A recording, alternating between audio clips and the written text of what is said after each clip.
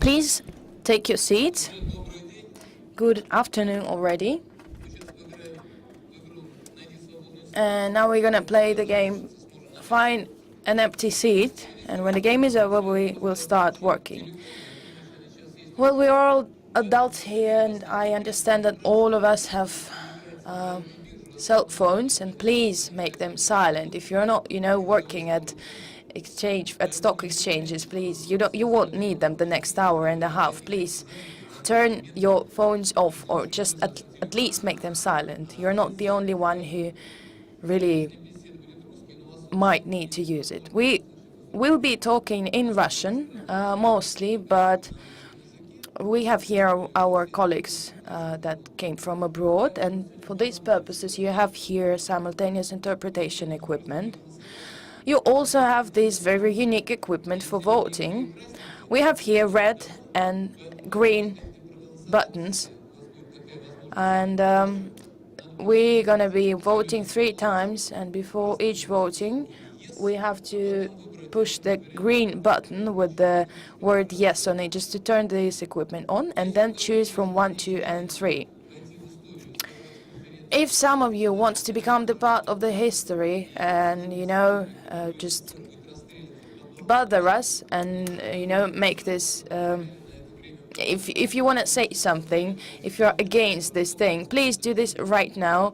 We're not, live somewhere on TV, please. So, well, this won't make any sense. And if there are no people who would like to, stop me from opening this event, we will probably start. The topic of today's session is online technology for control by the public, declaration or effective tool.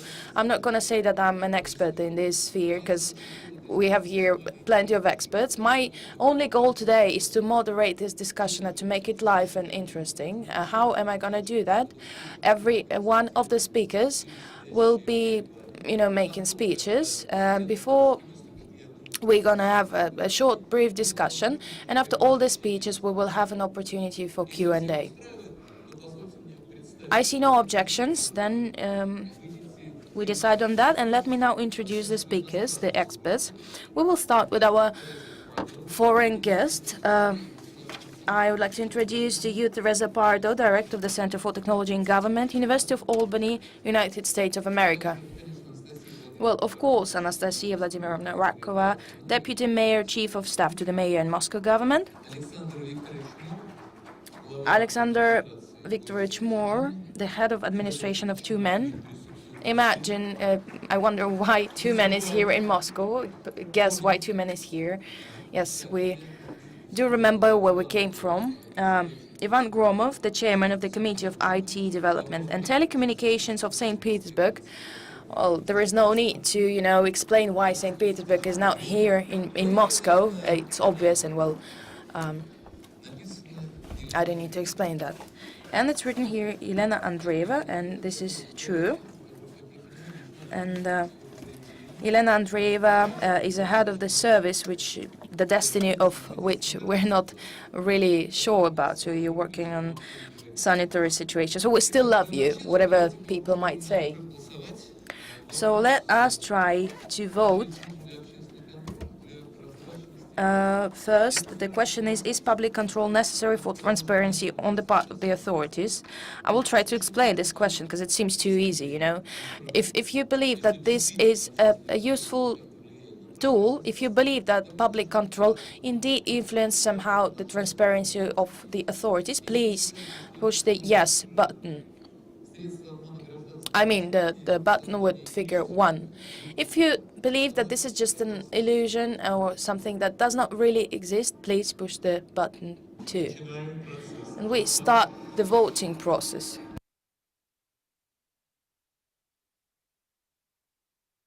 I have a feeling that we are playing, some intellectual quizzes here, and well, there is no right answer to this question.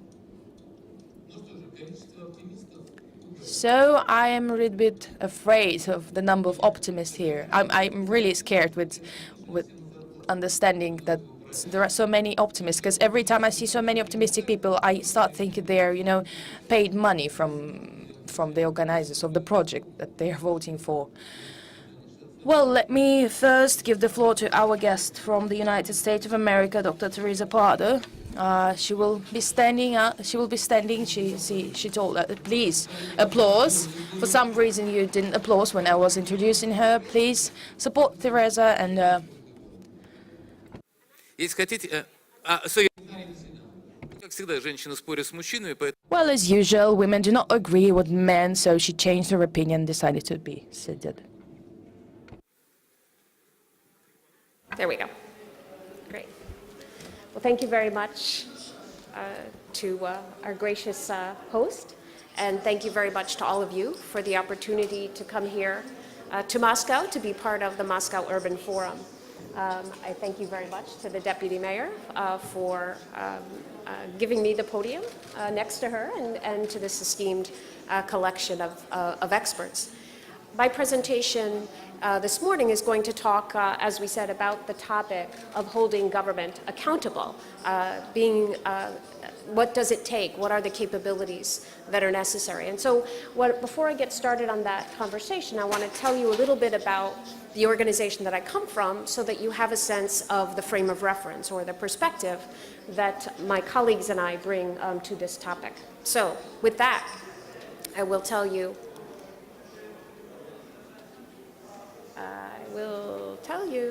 it's not working. Oh, it is.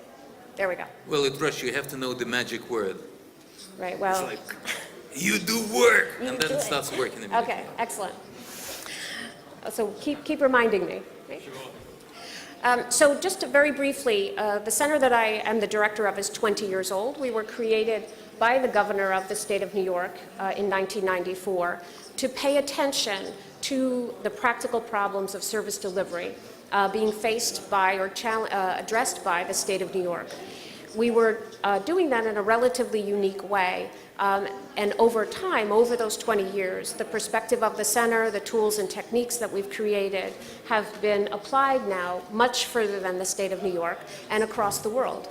The ideas that we present and the way we think about these kinds of problems has been recognized by high rankings of our academic programs, high rankings of our scholars in terms of their publications and citations, but more importantly, by the partnerships that we have with our government colleagues, folks who are the experts in how their individual governments are facing and thinking through these specific problems. And our goal is to help those governments through the applications of our models, our tools and techniques to their particular environmental context, which, as you know, is unique no matter where we are in the world, from the state to the local to the federal. Every government is to some extent quite unique. When we look at the problems that we're talking about here, the opportunities, our primary frame of reference has to do with the creation of public value. So how can citizens, in this conversation we're having here today, how can citizens ensure that governments are producing the maximum public value? What are the tools and techniques that citizens can use to hold government to the highest standards of performance? And when we think about performance, we think very specifically about public value in terms of these kinds of ideas. Economic value. How is the government acting in such a way that it maximizes the opportunity for economic opportunity for the citizens? How is the government acting? How should the government acting to improve the quality of life as a public value? And so if we think about very specific kinds of value, and which values matter more to which citizens, which mechanisms can citizens use to hold government accountable for performance in that particular aspect of value creation. These are very, very difficult and very complex questions, but at the foundation of the efforts of governments and citizens to operate together to create public value, we must know which values matter to which individual stakeholders. So coming up with a clear understanding of the values that we are pursuing is a very important task. One of the ways that governments have allowed themselves to be monitored in terms of their performance is through tools like this one, which presents data about air quality. So the government presents the data, the citizens are allowed to monitor the extent to which the government has actually addressed air quality problems. In this case, in the state of New York, we have a transparency site selected as the top transparency site in the world that allows, or excuse me, in the US, that allows citizens to see where is our money going, which contracts are being signed and with whom.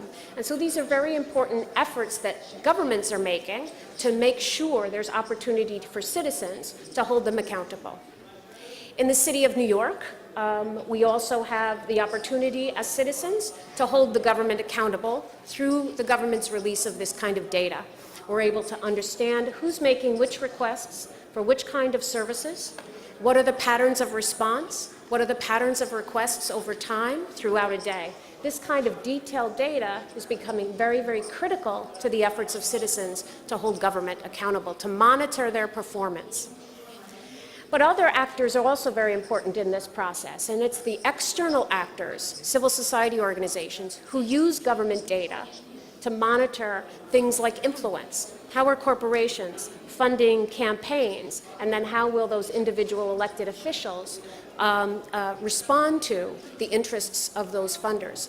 It's very critical not only to have government releasing data in order for citizens to be able to take action, but civil society organizations need to have the capability to do things like monitor influence.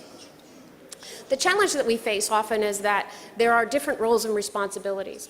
And so if we think about the process of creating value through data release and use, we have to understand the different roles and responsibilities of the actors. So governments have the responsibility to provide services, to provide information. They have the responsibility to provide data and enable the use of analytics of those data, using those data. So releasing data in PDF doesn't necessarily support the analytical process. So we need to be able to release data in ways that make it usable for citizens, easy for citizens and for the public to use that data. And equally, if not more important, is the job that government has to listen to the feedback received.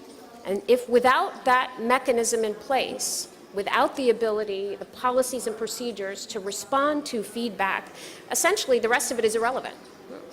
If we're not ensuring that inside of government we have the capability to respond to the feedback that's provided from citizens, then the citizens are going to tire of providing feedback. They're not going to take that action. So those are very important roles and responsibilities for government. The public, the challenge with the public is maintaining focus on key issues, right?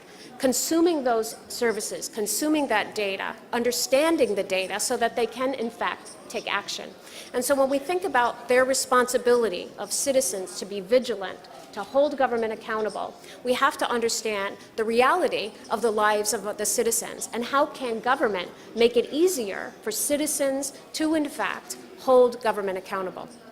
And so we think about the challenges to that kind of public value creation proposition. For most governments, the kinds of capabilities that are required to do the kinds of things we're all hoping are possible are quite foreign.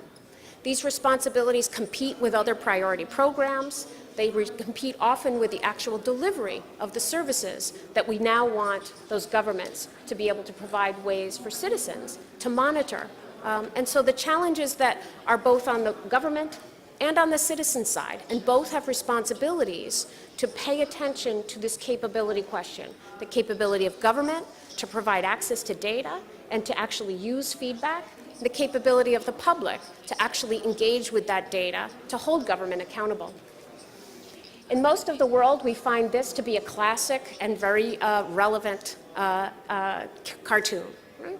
There's information everywhere, but the information that individual governments need, the information that the public needs to hold each other accountable is very expensive. It's hard to find, it's hard to get, it's hard to use. So how do we create conditions for use, effective use, efficient use of data as a tool as part in the monitoring process? It's a very, very critical question. It's a very basic question, but it's a very critical question. In places like Peru, as an example, how do we get information to the individuals who didn't even know they had the right to take action? So here's an example of a group of people who discovered that, in fact, they had the right to take a stand on access to services, getting information out about rights and responsibilities. getting information out that helps the public understand comparative analysis. Are we better? Are we different? Are we more? Are we less? Comparative data is a very, very valuable tool for getting citizens to take action. I was happy, but I didn't know that I could be happier. I didn't know that I could be served more effectively.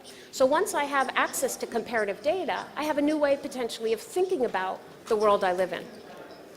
So many of you heard yesterday maybe about the city's rankings. There are now 200 different mechanisms being used to rank the performance of cities. How do you know which ranking matters to your city? How do you know which ranking maps to your public value framework? These are very critical questions for a place like Moscow, New York. We have to begin to understand these questions. What matters more to the citizens, and then how do we take action as a consequence? These next two slides, I think, are really good examples of the kinds of challenges that I think the average citizen might face when attempting to hold government accountable. I look at this diagram, and I've got, it seems like, 100 years of education, and I have to struggle with this diagram. What does it mean? What is it telling me? So I use the mother test. Can my mother read this diagram? Can my mother understand what this means as far as our deficit and what the budget will do to the deficit? Can she understand this?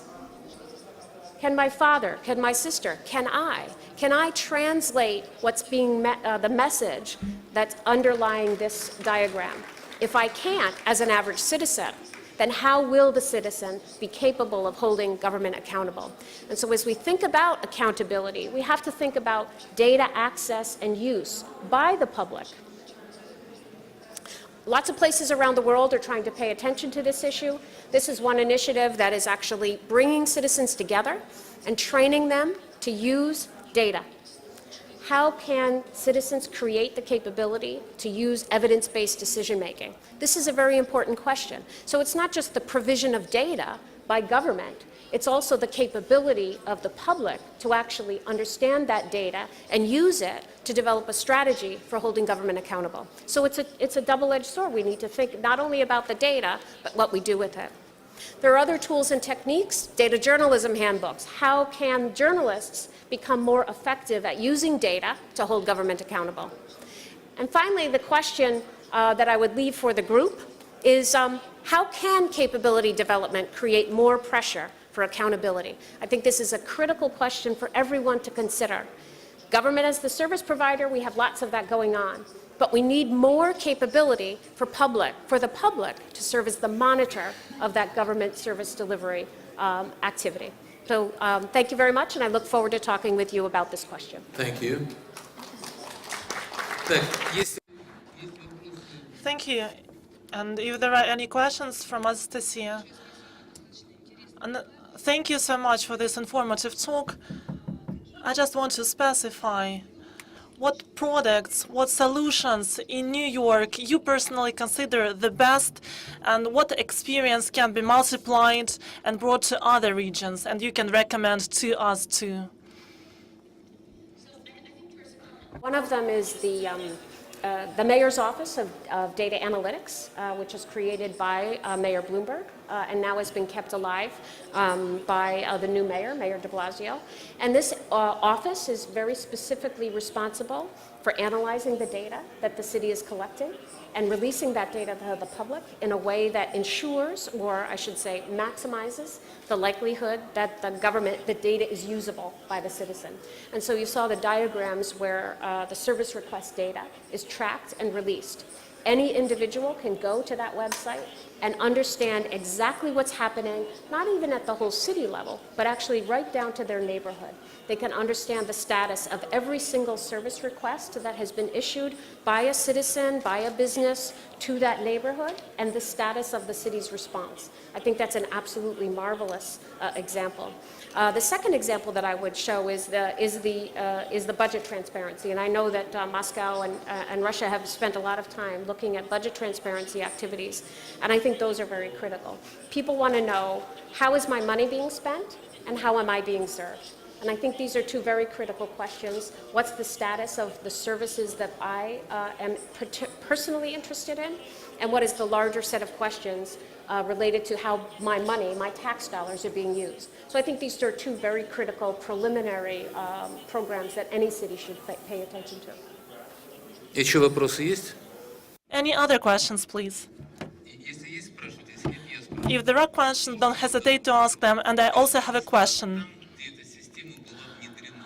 At the places these systems were implemented, were mayors re-elected at the places where the system were introduced? So Mayor Bloomberg is the best example, right? So Mayor Bloomberg had to leave office only because of term limits. Right? So Но он that- это внедрил на последнем сроке. Yeah, but he introduced that at his latest term, right?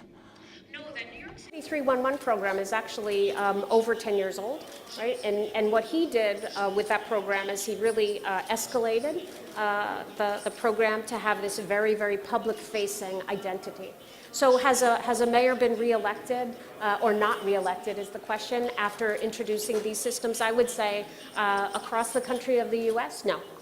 It's actually rewarded as a program because citizens are very anxious to hear what the status is of their programs and services. And one of the other things that's helping, I think, cities across the U.S. In terms of the efforts of the mayor to provide these systems is that there are increasingly new options with respect to these systems. There are open source strategies. There are strategies that are now what you consider out of the box. Right? And so there are tools and techniques that are particularly relevant to small and medium-sized cities that can be acquired for a relatively low cost. The kind of investment that the city of New York has to make is very different from the kind of investment that a city like mine, which is quite small, has to make. So understanding the differences, I think, is very critical. Спасибо большое. Thank you. Just to stick within the schedule and to spare time for broader discussion, you will be given the chance to readdress your question to any of the speakers. And now I give floor to Anastasia Rakova, Deputy Mayor and the Chief of the Staff to the Mayor. Distinguished forum participants, today I want to share with you the experience on one of the tasks the mayor put in front of us. The task was put 4 years ago, and that was to change the attitude to power from citizens at the quality level. That brought about the question, how do we interact with the power authorities? First, through provision of services, and second, through dealing with complaints. There are two ways to deal with a complaint.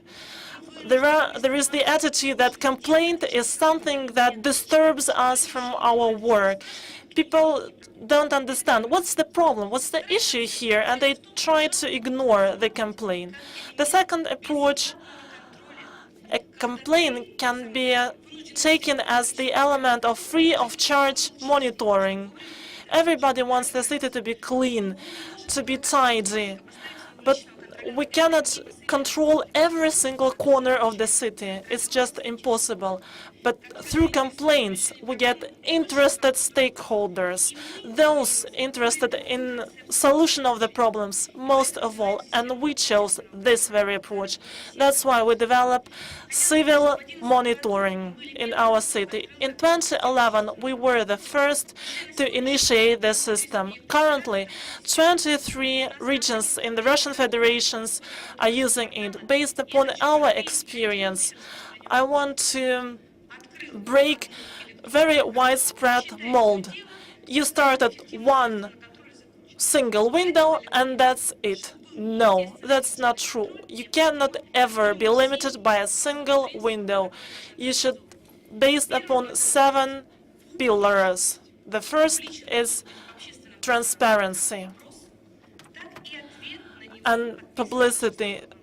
So both a question and the response must be open. Yes, there are some trash comments, empty words, and If it's made somewhere on hard paper, nobody cares. If it is put on the internet and the answer given is inadequate, people would respond, people would comment on that. It's also important to have a proper feedback. You can reject the answer, the response given. Besides, we should have a system, a framework of volunteers, of active citizens who can also extra double-check the response so that no trashy answers, trash responses are given. That's how we minimize but don't solve the problem. To solve this problem, we should establish an independent moderation service. This service deals not just with citizens' requests, but also provides feedback from the stakeholder agencies in question. We check all responses, and we check for grammar errors, for specific acronyms, for typos, for everything. So you can see this screenshot with a typical typo.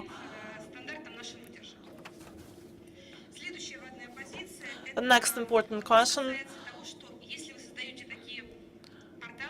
if you create those portals, those frameworks, they should be aimed at the result, not the process.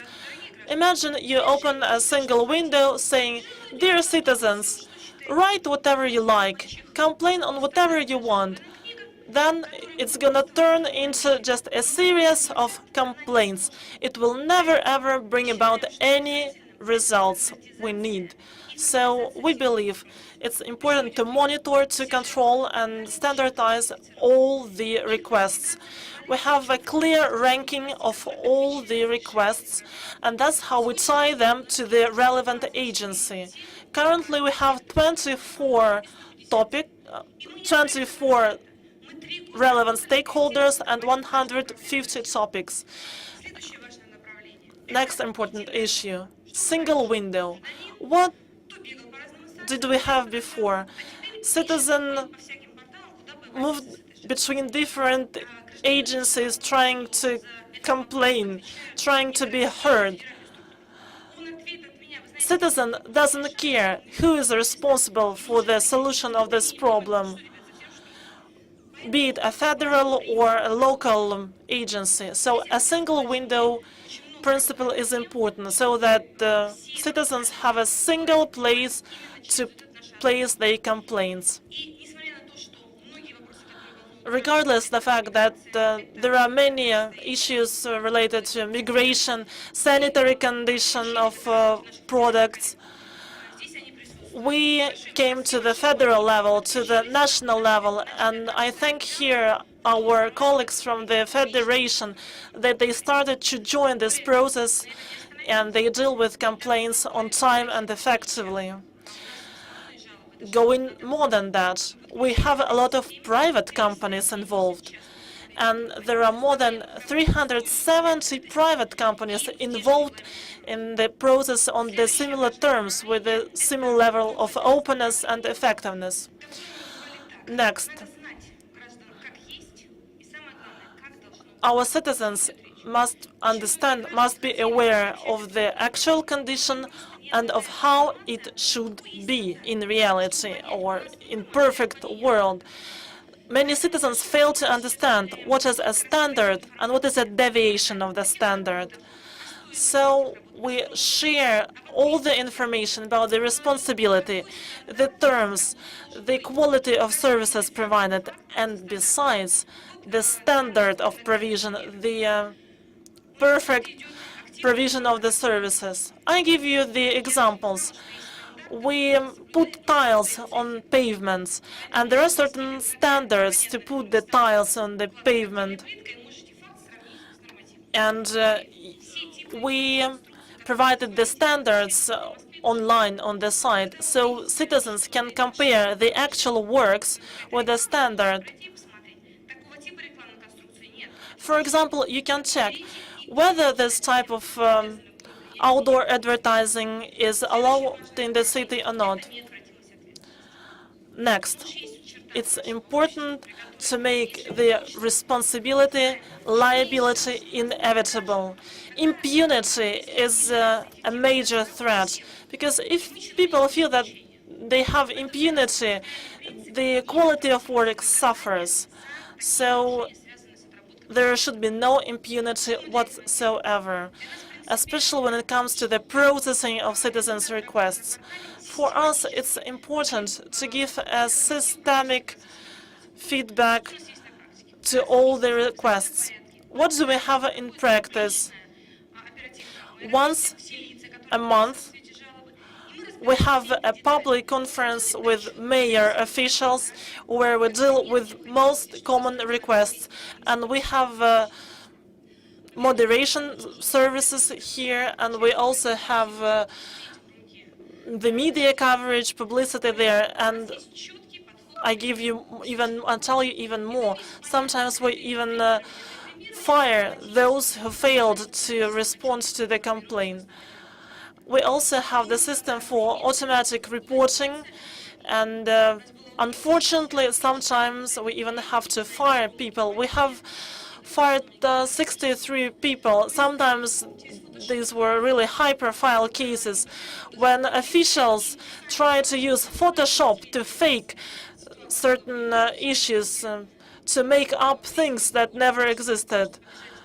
You remember that the head of one district who took the picture of the other construction of the other building and pretended that that was the building in question, and we fired him because that was the mere incompetence.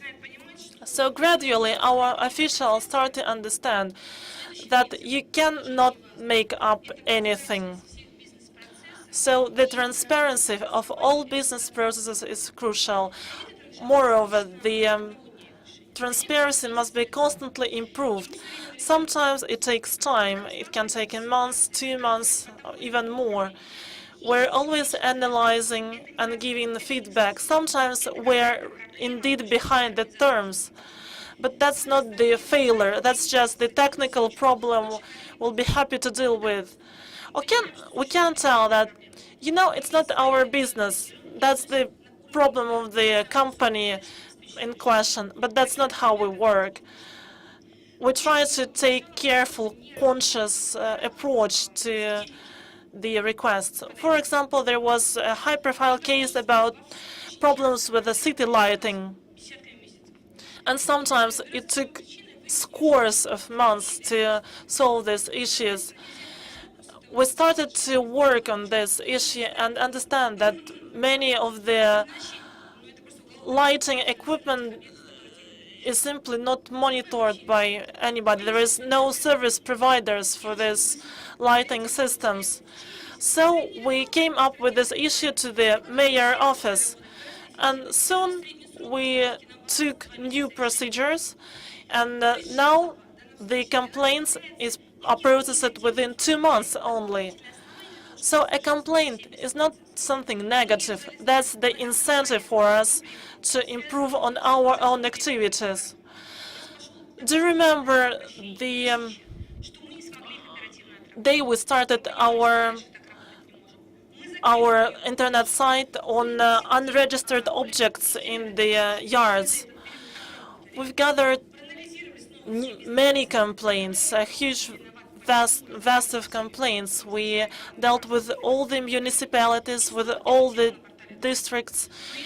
We resolved all the issues, and now we came back to this same issue at the better level, because the principles of work are already there.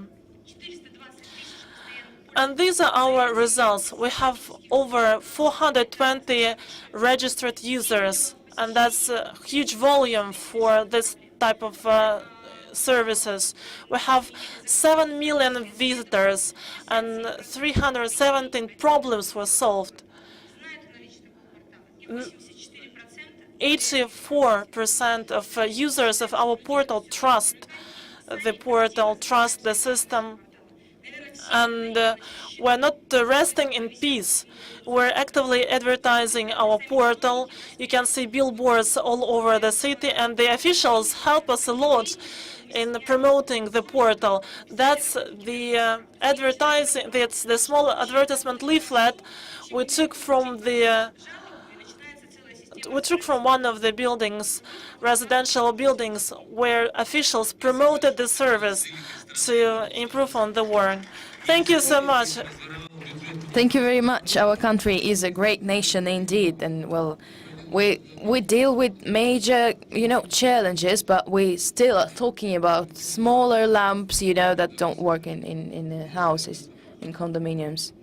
If you have something to add, please, a little bit later, unless you want to stop me from doing this at all. Anyone have any questions? St. Petersburg, hiding ice. Well, Anastasia, if there are no more questions, well, I believe some people in the audience will be making questions. Please. No, we're not giving you the mic until we know what you are going to ask. Sorry, I'm joking. This is like pre-moderation. I'm joking badly. Can we give the mic, please?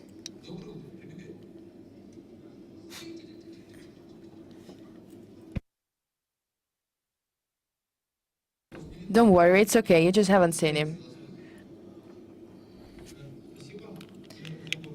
Thank you. My name is Mikhail Zambarov. I'm an active citizen, one of the authors of volunteer crowdsourcing projects. I am very thankful for these projects. Of course, there is something to be improved, more friendly, moderation, but it has proven to be very effective one. But my question is different.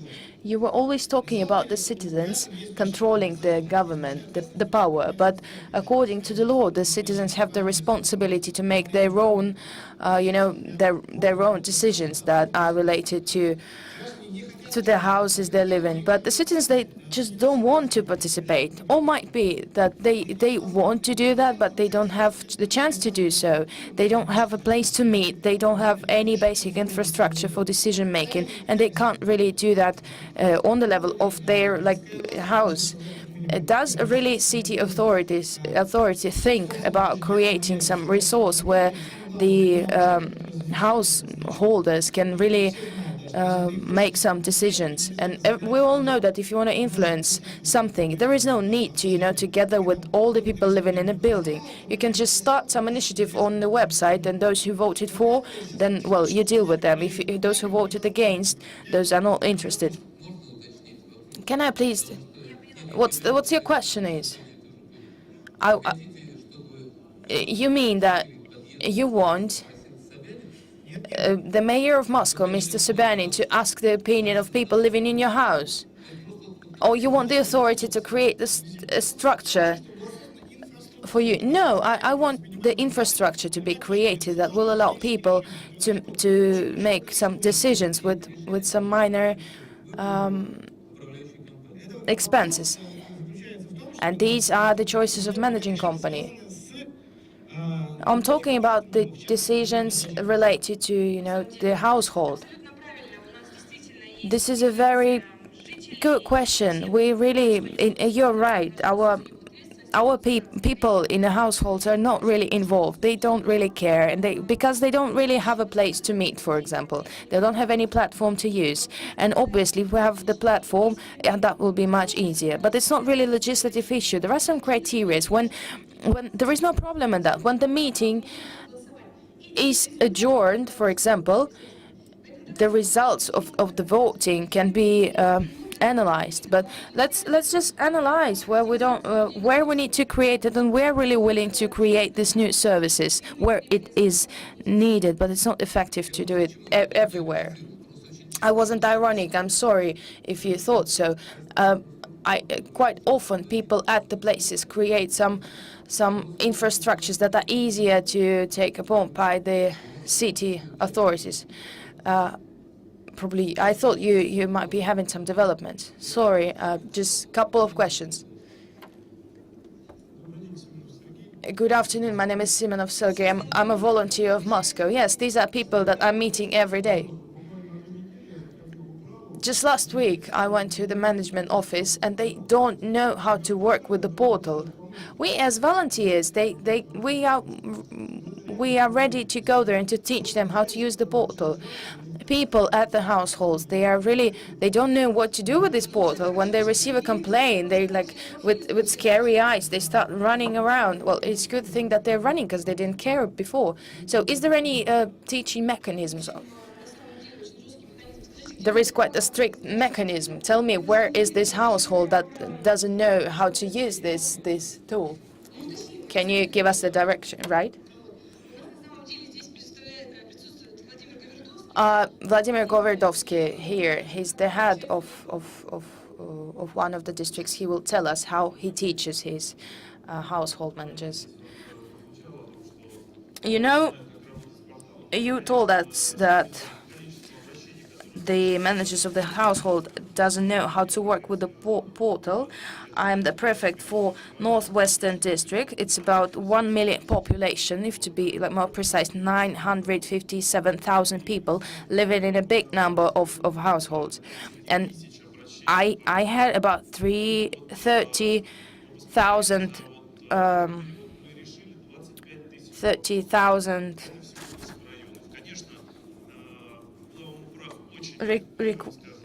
30,000 of people came to portal and asked their questions, and we were like, yes, this is quite a good number, but this figure does not seem to be growing. That didn't seem to be growing at the very beginning, but with time, you know, we learn how to do it in the best way. And I'm really sure that there is no manager of the household who doesn't know how to work with the portal.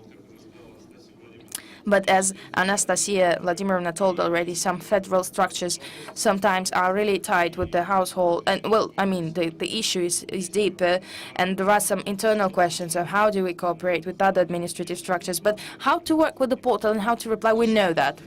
It's very effective. And we organize really courses. We teach people. Let me help you for you to know who else is here if you want, you know, to ask questions. We already know about Goverdovsky. We also have here Mr. Nemeruk, the head of the Department of Trade and Services from Moscow. Elena Andreeva is here, head of you. Also, Alexei Shaposhnikov, the chairman of Moscow City Duma. I don't see Mr. Oslon isn't here. He did make it to here. And Tobias Klug, the wonder of where denkt was GmbG, expert in the sphere of citizen participation and city governance. He's from Germany. Do you want to say something? Sorry, first I will have to give the floor to expert. Please, Yelena Evgenievna, the head of the Federal Service for the Supervision of Consumer Rights Protection and Human Welfare of Moscow. Thank you, Vladimir, for giving me the floor. It's a great pleasure for me today to participate in this discussion, because as Anastasia Vladimirovna told, this is the first time when the federal structures are involved in the work of our city portal. We announced this agreement that was signed between the mayor of Moscow and Anna Yurievna, the head of the federal service. It was signed in September, and the service started to actively cooperate with the portal. Probably different from, you know, from the people you're talking about. We really learned quite quickly how to use it. During last year, we got about 50,000 requests, so 50% we do. 50% of work that we do are, you know, come from the portal. I believe that almost all of you are Muscovites or guests of our capital, and I believe that all of you have some experience of some violations in the sphere of I don't know, commerce or some household services or something else. And when we counted. When we made the analysis, we found out that the most of complaints are about the consumer rights. And we believe that this is quite an important thing, and we could use these ones to we could use this example of provisions of groceries to check how effective we are in the provision of these goods. And sometimes we can't really go and make this analysis without the agreement with the fiscal offices of Moscow, but though we really worked on 177 complaints related to provision to food products, and well, we satisfied the majority of them. Our citizens are very active. We have the highest rate of requests in our region, in northwestern part. We really make a very deep analysis. There are some violations in expiry dates, in time of usage of the product, in some consumer rights violations. We are very worried and concerned about the violations that are related to the expiry date, and we all understand that it's impossible to put a sanitary specialist expert in every store that is there in that region. Though we are very active in this issue, and we're now have already closed two commercial objects that have very bad violations. If we see some very rough violation at some point at some store, we have a right to temporarily close this point of sale.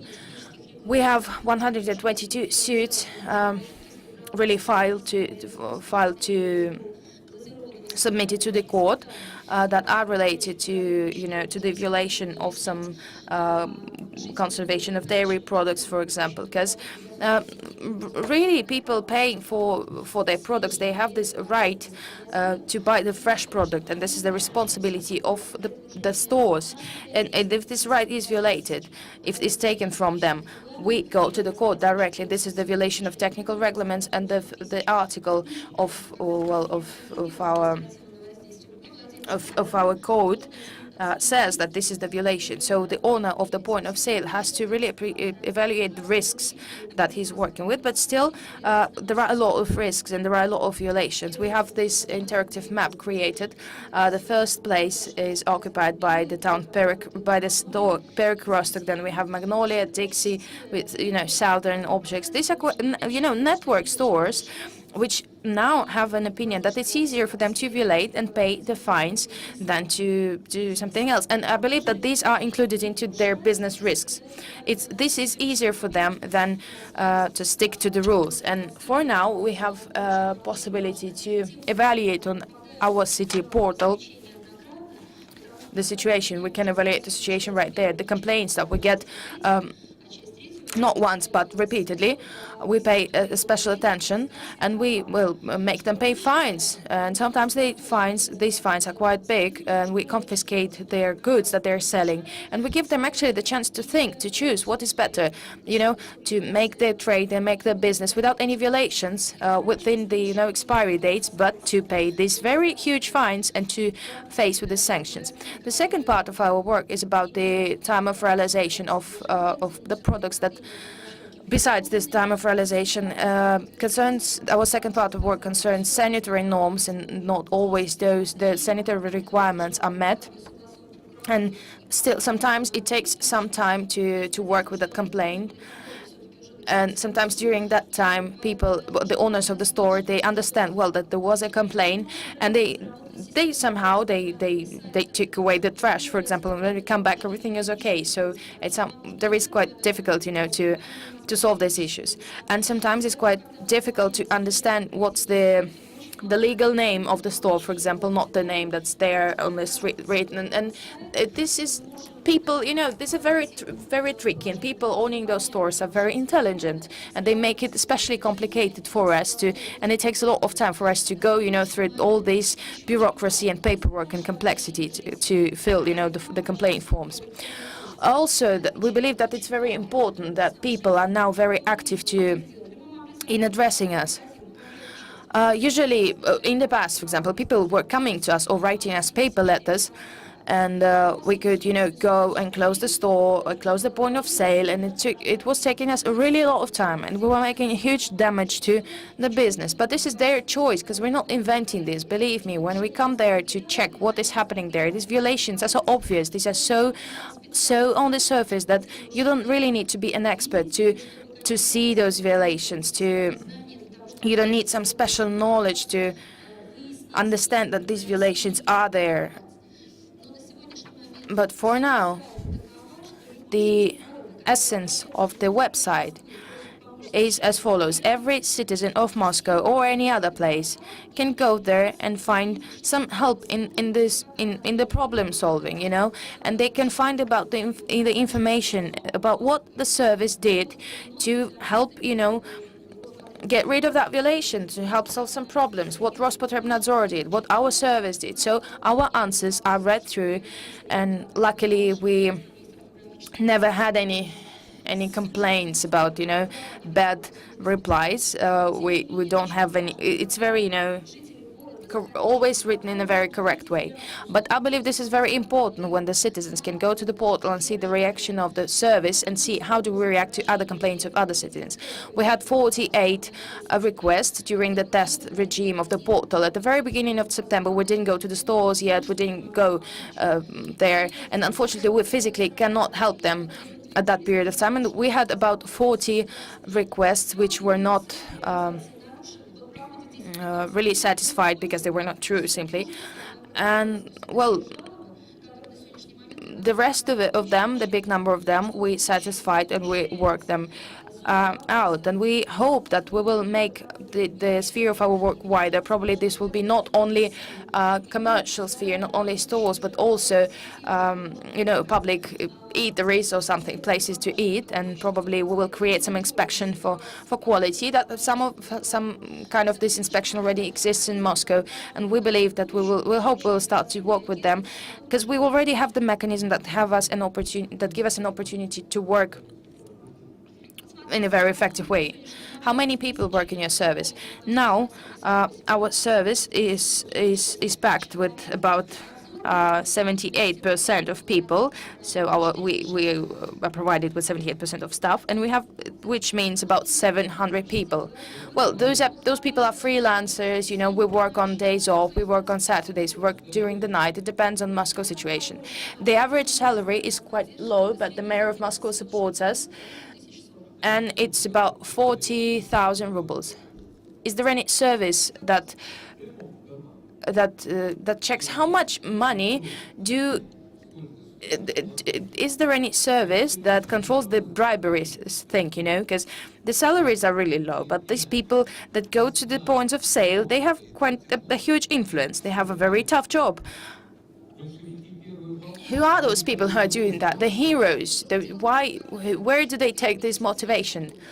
Well, when you really graduate from first medical institutions, for example, you can go to work in a state hospital as epidemiologist, or you can go to our service.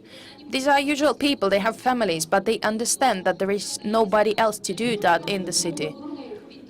Well, of course, you can go to Globus Gourmet, to this, you know, very exquisite stores. Well, I believe because Globus Gourmet, this exquisite stores, elite stores, will be the only ones that we have, because there are going to be less stores and a lot of people who are checking the work of these stores. But who's checking the checking people? I believe there are some authorities that do that, and there were no complaints during the last 5 years, about the work of our people. And we really cooperate, we really talk to other services and to the authorities, and we actually get the feedback that there is nothing to tell you. To their help you, right? Oh, okay, let me now give the floor to this Mr. Because during the first speech of our colleague from the United States, there was a drastically important word. That was the word values.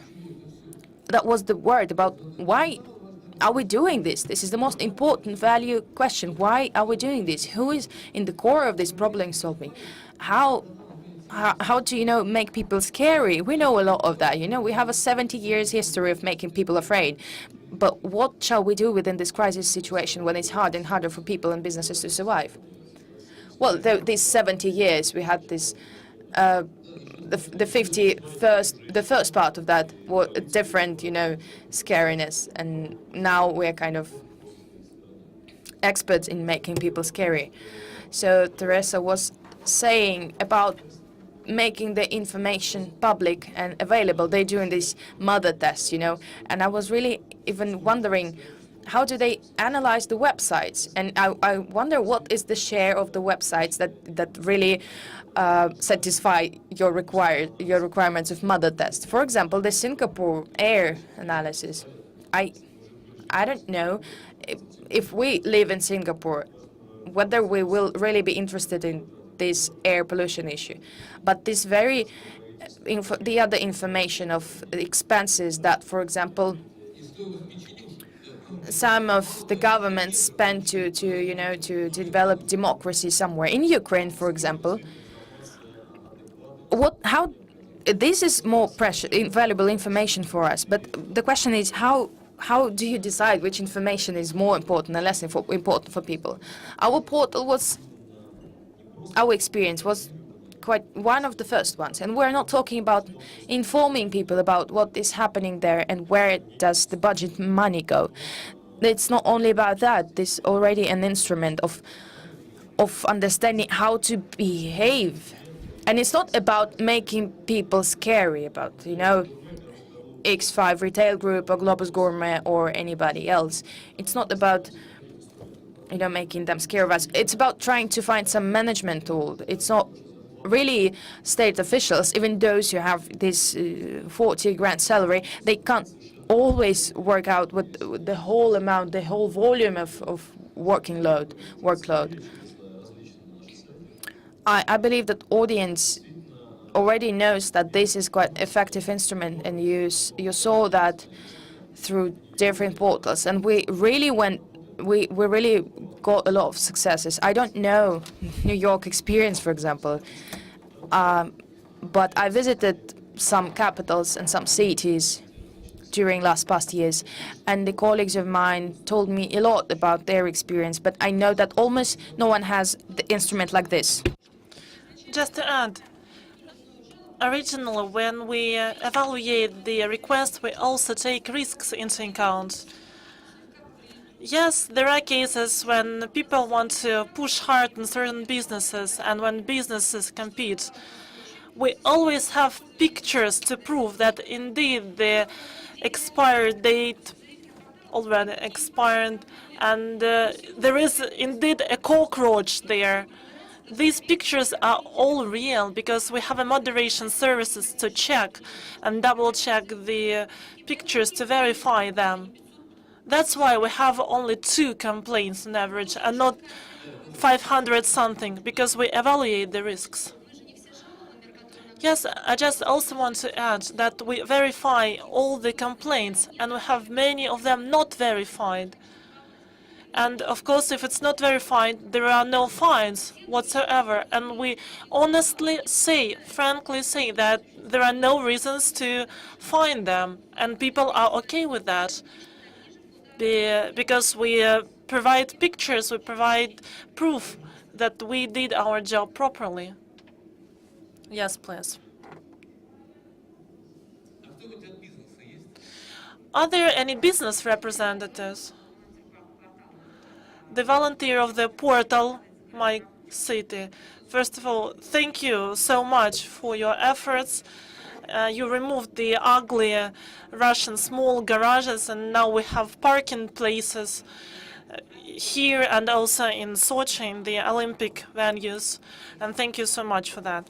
And my question about the portal. Yesterday, the mayor said that because of the crisis, we're gonna limit the we're not gonna limit the financing of city programs. But so far, we have been receiving responses from officials saying that they cannot finalize, they cannot complete the projects according to the certain federal district because the financing was limited due to the bad exchange rate. So it's not just a question, it's just I ask you to clarify this issue, why officials refer to this federal district saying that the financing was limited. Yes, there was the... no, going back to cockroaches, there are no comments and questions. Yes, sometimes it's the case, and people are expressing their points of view for a longer time, and there is no time for the answer. Okay, we'll fix this problem. Maybe there are certain extra resources needed, so I don't really have the clue right now, but I will figure it out soon. So we have all the standards in places, and we're gonna check them against the requests. Okay. What's the price of the unit, or what's the price of the piece of pavement stone you're talking about? What's the price? Give us the price. There are people from Russian bank, Sberbank, and they will help you to figure out the price. And we have the representative from St. Petersburg here. Good afternoon. I guess previous speakers covered 80% of things done in St. Petersburg too. Indeed, we used Moscow as the example, as the mold, and the portal is indeed the most effective so far in Russia, both in terms of structure and processes. The only difference is that we started this year only, but we try to keep up with Moscow in terms of a variety of options provided there. Going back to the issues discussed here, what are the differences between St. Petersburg and Moscow? I think that one of the top problems for us in St. Petersburg is that we have inequality of governmental authorities in St. Petersburg. We don't have clear structure. We don't have prefectures and districts in St. Petersburg. We have only districts in my city. That's why it's difficult to provide clear structure of responses, clear accountability framework. There are maybe numerous government agencies involved in handling this or that request, and there is still a problem.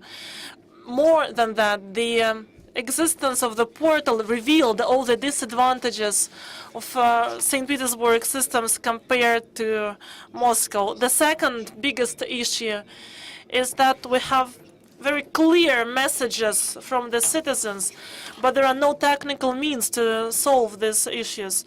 Give you the clear example, the abandoned animals, pets.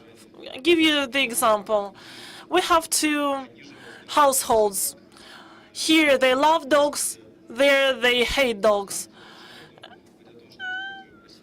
And what should we do with them? We cannot simply get rid of them. We cannot just remove them from the streets. We should handle it somehow, send them somewhere. So physically, this problem remains unsolved. But the most important thing so far is that we have clear idea of what the existing problems are, and they should be forwarded to the governor, to the mayor, so that the relevant officials have the clear idea of what problems should be stressed in the city. Every official in our country has their own responsibilities. We have the idea of the responsibility, but there is still the problem with putting this responsibility in the practical and real terms.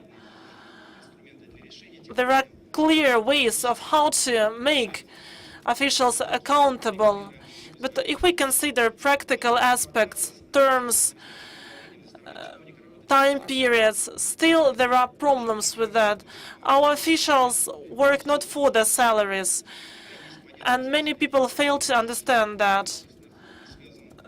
Officials have a clear day-to-day schedule, year planning. They have clear functions and tasks to fulfill. All these issues are specified in the working procedures, but when they face the social problems, the problems of civil importance, it's not just the actual accountability we're talking about, it's more about moral and social responsibility. I heard one of the district officials speaking here at the forum. It was generally positive, but there was a certain negative aspect in the message of this official, because it was just too difficult for them to handle all the requests, to deal with all these problems. They are overloaded. And what these officials do, they have to intervene in this sort of swamp. They have to make this whole outdated system work, and it's very difficult because they deal with great resistance. Unless they get enough support, unless they get enough support from people, from government, grassroots, and top-down support, they will never ever handle it because it's too difficult. I see this problem everywhere. If there is the clear understanding, if there is support, if there is the feeling that you are doing the right thing, then it's much better for you. I've already told you that we had to close up many projects just because we realized that it's just physically impossible until you change the whole structure, and until you break the whole mold, until you get of the people who try to blame the others, not themselves. So, again, it's always the key person who make the whole system work, the top people, the mayor, the government. If there is the support from their side, then it's gonna work. Otherwise, it's too difficult, it's too challenging. The other issue, many people fail to realize the money and time efforts to be spent into these projects, to be devoted to these projects. It may look very simple. It's like a cup of tea, but no, it's much more than that. It's much more complicated. Every problem has its own history, has its own background, and this background is tied to the stereotypes in the society, to the traditions, to the things people are used to. I think that Muscovites did an immense job, but we also did a great job in St. Petersburg too, because we managed to catch up with Moscow, and we're trying to keep up at the level. There are still problems ahead of us, but I want to assure you the bulk of financial and time resources was spent, we invested into these issues is immense, and it's difficult to prove that we really did that. But if you fail to prove that, then people will be hard on you. They will push you really hard, and they will never support you. That's the challenge we are facing, the support from grassroots.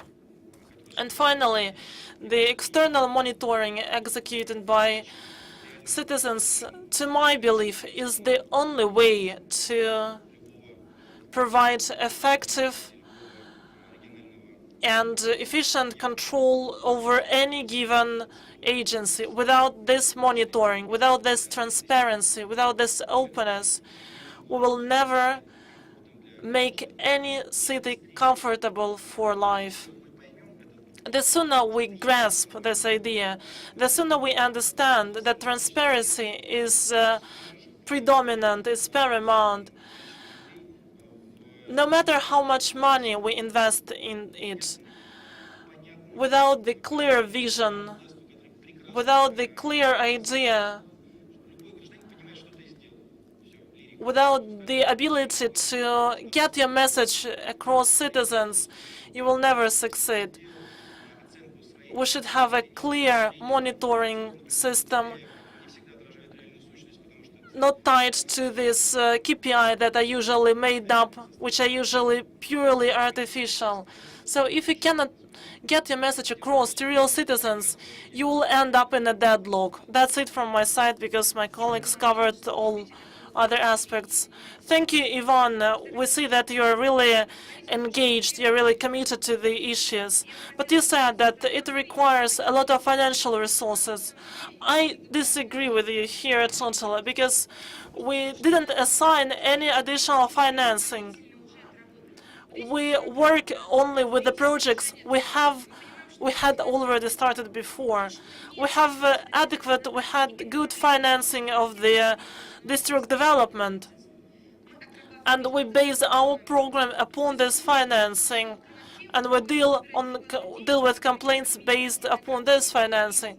What's the point to invest in dealing with complaints without sufficient financing for the actual problem? Yes, but to start this portal, that was our first step, and we should change the whole administrative structure to do that. I got the physical tool to change the existing procedures in the St. Petersburg government. So it's not just about bringing money to the project. No, it's goes much deeper. The financing structure consists of many aspects. First, volunteers, then crowdsourcing projects. Third, the technical implementation of the project. And I just summarized the money needed for that. St. Petersburg spent 20 million for that. That's the whole project from beginning to the end. And we made a great mistake when we didn't listen to your opinion when we started the technical implementation of the project and decided to integrate the existing resources. We should have came up with a single window instead. That was a great mistake, and we had to start everything anew because the efficiency was too low. That was the only mistake. The rest was fine. Hello, Zakharov Dmitry, blogger and deputy, local deputy. I want to thank all people here for the portal because it's indeed an efficient tool. We even initiated a project called City Order, and the officials are never bored, are never getting bored due to this project. I have a precise example. We have crossing point at the Izmailovsky Prospect in the city. And there was the problem with this crossing point. There was clear terms specified for the implementation of this project, and the terms were not met. Can we provide a special alarm button for cases when the conditions of the project, when the terms of the project are not met, are broken? Sorry, I didn't quite get the essence of the problem. I don't understand your point. Could you please approach me privately? Tobias, do you want to share your experience or ask any questions? How are you doing there? Tobias, any remarks, experience? If you want to, the mic is yours, please. We are running several similar portals in Germany for German cities, and our experience is that in the long run, when you get citizens really interested in the project and you have a big adoption throughout the whole community, that you can also work a lot more effectively as an administration, because it's basically a crowdsourcing system that you can also use to reduce the number of people you have to send on your own to walk the streets and see if there are any problems. And that is one other aspect that it needs to be focused on if you really want to think about such a system. It's not just for making it easier for the citizens, but also making it easier for the administration to do everything as best as they can.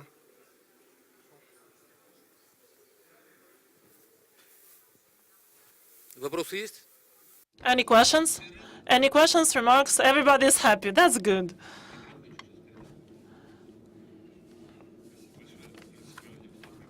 Municipal deputy from Gagarinsky district. Indeed, Gorod, my city is a good project and it's working effectively in my district, but recently there were some issues with the user's identification. For example, we have certain imbalance. We have many requests for one building and no requests for another. I think that we should personally identify every user to make every specific citizen accountable for the complaint. Yeah, the complaint was put, then it was moderated, then the user used the other nickname, the second nickname, and he puts the complaint again and again. So there are many fake personalities on the portal. For example, they send thousands of same requests to the mayor, and that's how the server dysfunctions. So there are many technical problems with that. I think that personal identification is the possible resolution of the problem. Thank you. That's a brilliant question. When we receive numerous complaints on the same issue using bots and fake personalities, these problems can be solved technically. I'm against physical identification, personal identification of people, because our officials can be really hard on personalities.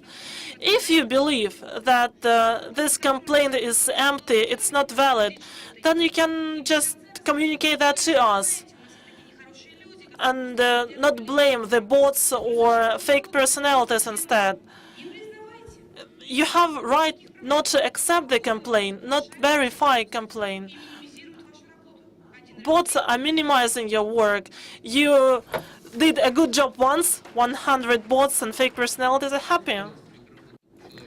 Will you please give the floor to this gentleman who was asking for it long ago?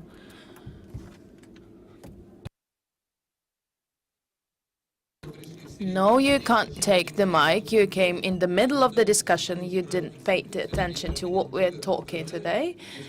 Today is the birthday of Liberal Democratic Party. I congratulate you with that, but you weren't respectful to the whole panel and you want to now take the part. I'm sorry, we have two people that are already famous from Liberal Democratic Viktor Voroshilov, the user of Moscow City portal since 2013. I have a question to St. Petersburg representative and to the portal is not only about, responding authorities. Those are also people who are writing it, the people who are writing to the portal. This is a big, mechanism. In Moscow, I don't really feel this feedback between the volunteers, for example, and the chairs of the portal. How in St. Petersburg does this work? You don't feel it in what way? Or how would you like to feel that? What do you mean? I mean, well, at least on our forum there, on the portal forum, it's written there in Facebook groups that aim to, gather the users and volunteers. I mean that many requests to technical support to somewhere to the administration, they only get the answer, thank you for your attention, or they don't get answers at all. So you don't really get answers to your specific questions. Right, and I feel that there is no adequate feedback and there is no adequate communication between the administration, the organizational people of the portal and us, the ones who write there, and this is one of the painful. You mean you people who are complaining, or you people who are working on the portal? If concerning the complaints, we have an answer, and volunteer relationships do not fall within this administrative relationship. It's not about the reply to a user. I mean that volunteers give you specific ideas, initiatives, right? And we don't get anything back.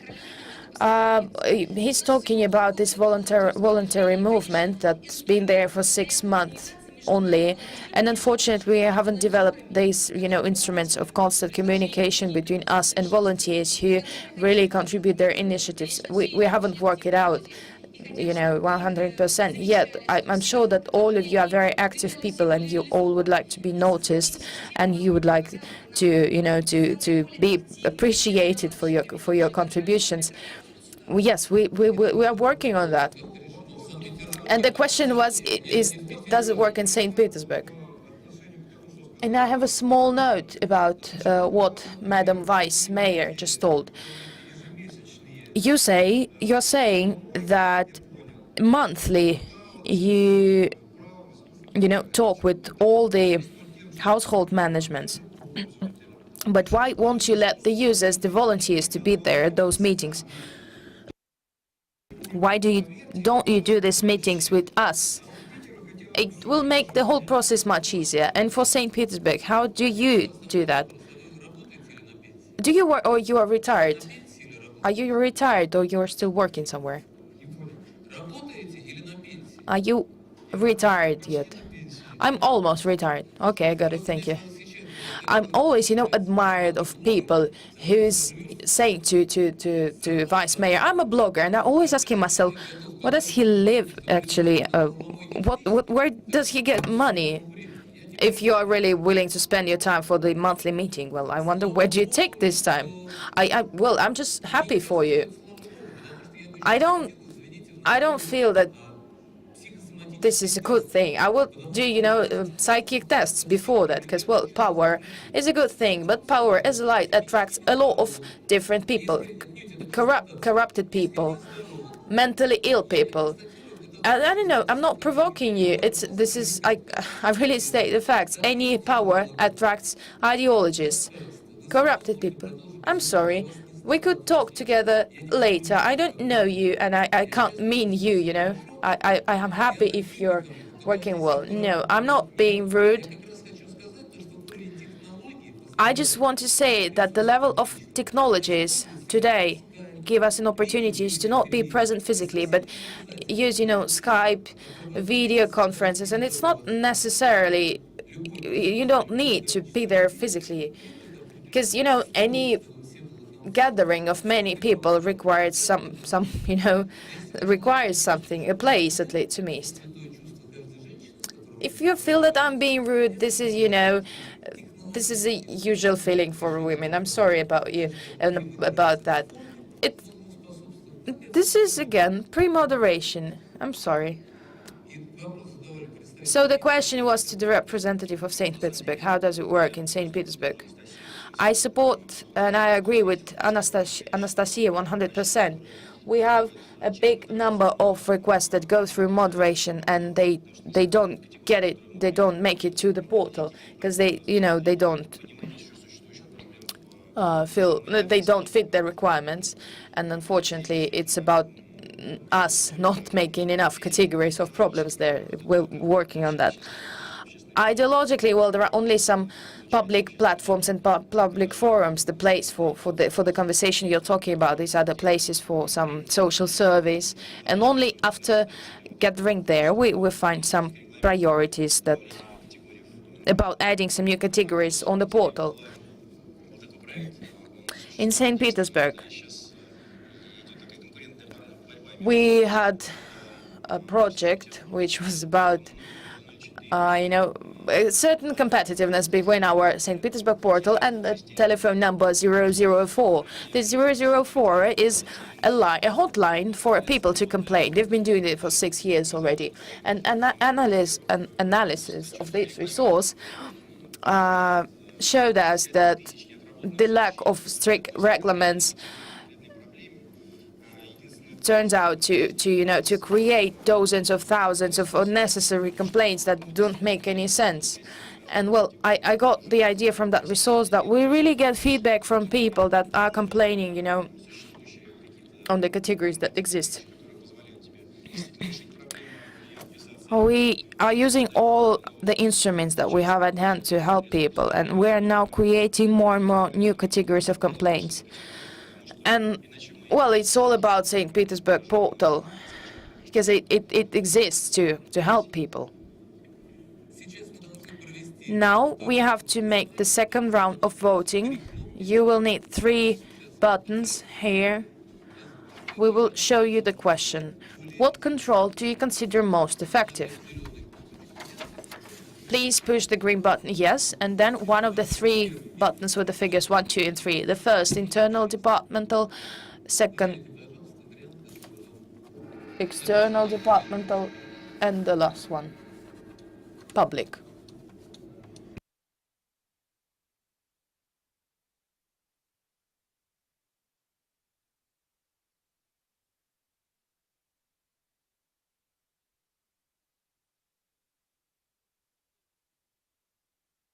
Well, this, I could have guessed that, and obviously the public, control by the public, won.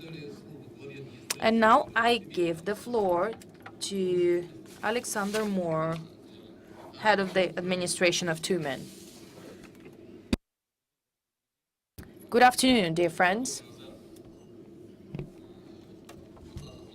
It was 2 years ago when the heads of the administrations of region centers were gathered for studies, for courses, and there was a speech by Mr. Oslon who introduced us to crowdsourcing and the opportunities to use it in relationship between the authorities and citizens. And after going through that course, I gathered my colleagues of mine, and we learned the experience of other cities that we believe are closer to us.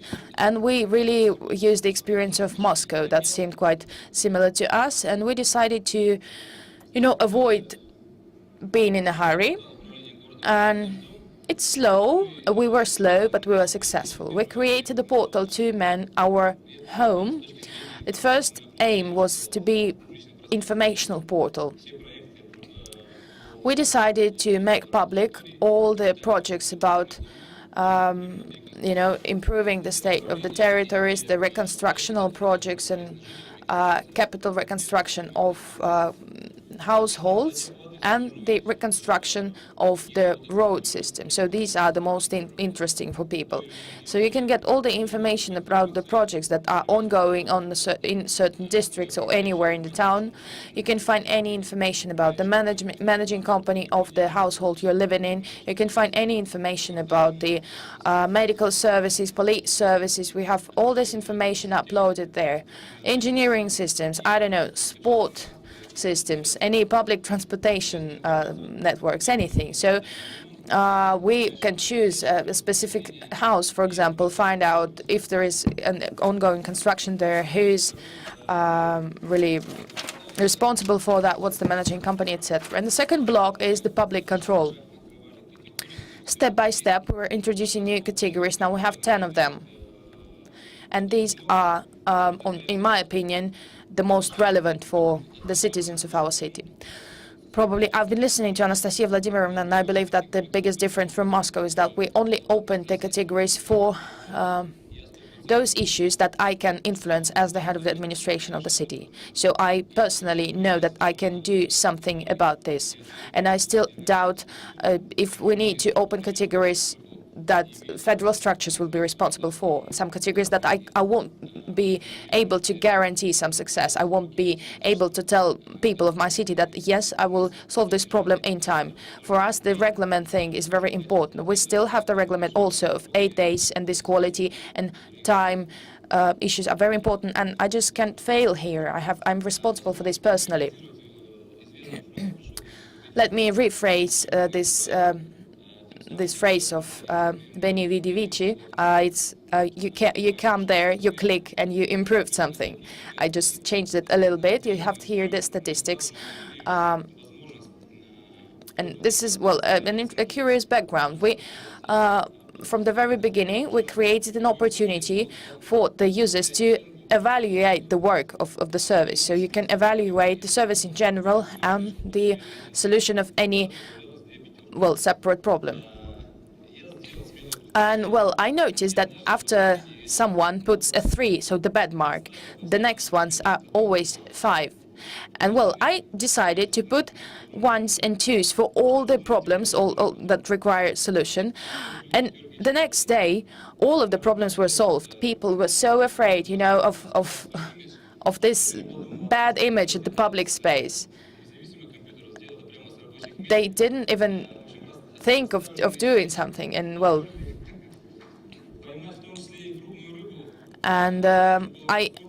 though it was a complicated talk with some people with the people working at the portal, because some of them improved the marks on their own just to improve this bad image. It wasn't too good, and well, the conclusion from that, the lesson we learned from that is that the transparency is very hard for bureaucrats, for people working for public officials. The most popular categories is, well, I mean that we're not really interested about earthquakes somewhere in Indonesia, but we're really worried about the garbage bin in our yard. So the dirty and wasted territories are the most popular among people. And if we, there are lots of garbages somewhere in the yards, and also it's quite important for them, the cars that are left somewhere around the households, and well, the fight for parking places, for example. So we've been testing it for quite a long period of time, and in May of 2013 we started the portal, we opened it, we did the analysis of the users, and we found out that 86% of the users recommended the service to their friends and relatives. 70% of the people believe that it helped to improve and to solve their problems, and 65% of the people are satisfied with the service of the portal. These are not 100%, but I believe these are good figures. And well, remember that we can, people can evaluate our work. And we also, well, we introduced the opportunity to write some gratitude. And well, we have really a lot of gratitude letters sent to our portal. These are real people who are saying really good words, which are very heartwarming. This is a very important slide for me. Control is very important, total control and total and constant control, because we have some problems with the qualities of answers and some falsification. It's the same as in Moscow, but in smaller scales, Every Moscow, on our general meeting, we talk about this portal. Every Friday we're working on some current goals. And well, obviously we talk the most about new categories of complaints, about the introducing of new categories or some new projects. When we found out that the number of users is near 10,000 people, I understood that we can start to do crowdsourcing, the instrument that I was impressed by 2 years ago. So we started the project Your Two Men, which is made for people that really care about the destiny of their own city. So people can send their initiatives, they can send their ideas, they can vote, they can do whatever they want, and well, as a monetary stimulus, I promised them that I will personally meet with the authors of the best initiatives. Of course, we have to teach people how to use this, so first and foremost, we decided to choose very positive, topic to discuss. So the first one was the preparation for the 70th anniversary of, the Victory Day of the end of Great Patriotic War. So yesterday we stopped receiving the ideas, and now the voting is going on, and very soon we will decide who's the winner. And another initiative which I consider very important, considering the fact that 2015 is the Year of Literature in Russian Federation, I suggested the initiative Two Men, the Reading City, and during yesterday only we got a lot of initiatives and suggestions, and I believe the process has started, obviously. So this was the last slide of mine, and today I understand that we're doing it right, and I see new perspectives. I see new ways of the development of our portal. We will gladly use the experience of Moscow. Obviously, Moscow is very much ahead of us, but there's nothing bad in that. There is a lot of experience to use. I have bright ideas already. In Monday, we will work on that. Thank you very much. Mr. Shaposhnikov, I'm sorry, but I want to be will you be offended if I won't give you the floor because we ran out of time? The next meeting is here at 3 p.m. And, well, I'm sorry, you're not getting the floor. Now we're voting for the third question. Very quickly, after that, I'll have a very short,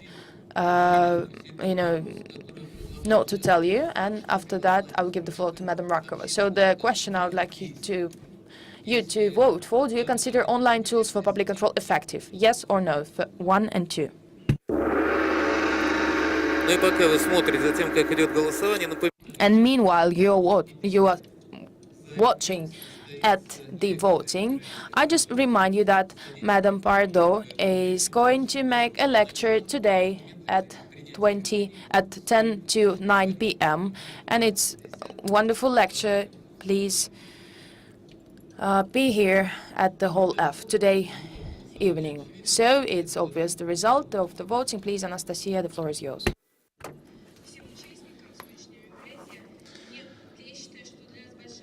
I think that's the great pleasure and honor for us that the regions of the Russian Federation take our experience, and if it's developing there, that means that we're doing the right thing too.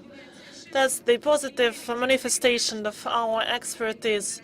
But of course, there are always disadvantages and drawbacks. We still have room for improvement, and these projects make us better. We're gonna take into account all the remarks made here, and thanks for sharing international experience with us. We're gonna implement the best world practices, not reinvent the wheel. Do it here and now. Thank you. If you have any questions left, don't hesitate to use the portal to ask your questions or address the speakers in person now.